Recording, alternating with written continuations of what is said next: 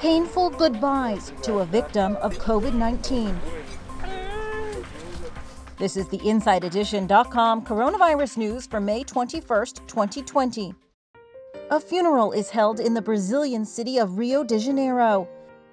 The coffin is lowered into the ground as mourners in masks openly weep. The person being buried was a 22-year-old woman named Amanda. Her family says Amanda was healthy and took every precaution against the coronavirus. She stayed at home, wore a mask, and washed her hands.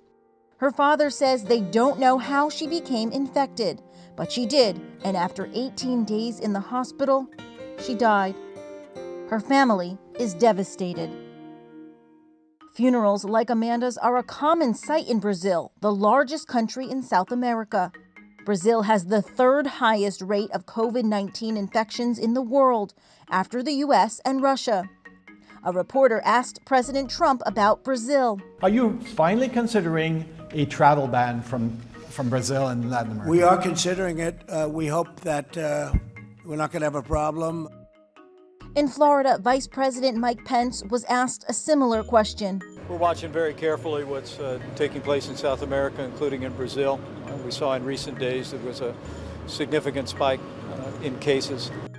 Brazil is famous for its beaches. As summer approaches, the Inside Edition team has more on beach going during the pandemic. In some places around the country, beaches and pools are taking baby steps toward reopening. But in the face of COVID-19, for lifeguards, saving a drowning swimmer will be different.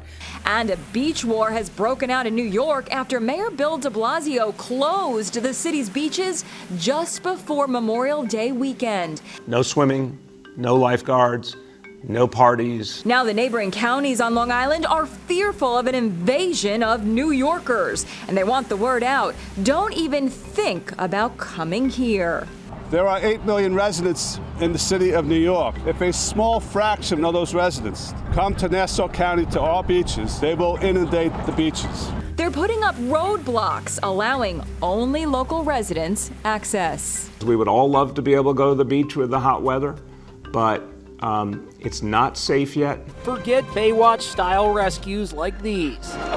Okay, spit it up, come on. With Memorial Day weekend approaching, there are new safety protocols for lifeguards in the age of COVID-19. We're going to look like we're doing the same thing, but we're going to be approaching situations differently. This will be one crucial piece of equipment, the bag valve mask. It takes the place of potentially risky breathing directly into a victim's mouth, says Carrie Epstein, founder of Epicenter Water Rescue. What you do is simply hold the mask down onto the face and squeeze the bag. There are other new safety measures in place to protect lifeguards and beachgoers. We're talking basic surgical protection, surgical mask, an N95, which is a medical grade mask. Because beachgoers as well as lifeguards may be asymptomatic, lifeguards across the USA are being told just to assume that anyone they come in contact with is infected with the virus and act accordingly. What do you do when somebody's drowning because you can't maintain social distance then? So absolutely, you know, the water aspect is hands down the most dangerous. If you can, maybe take a rescue board first. If the person's able to hold on to the board, a rescue board is huge. It's like, you know, it could be as long as 9-10 feet. There are more than 5 million confirmed cases of COVID-19 and nearly 330,000 deaths worldwide. For more on the coronavirus pandemic, visit InsideEdition.com.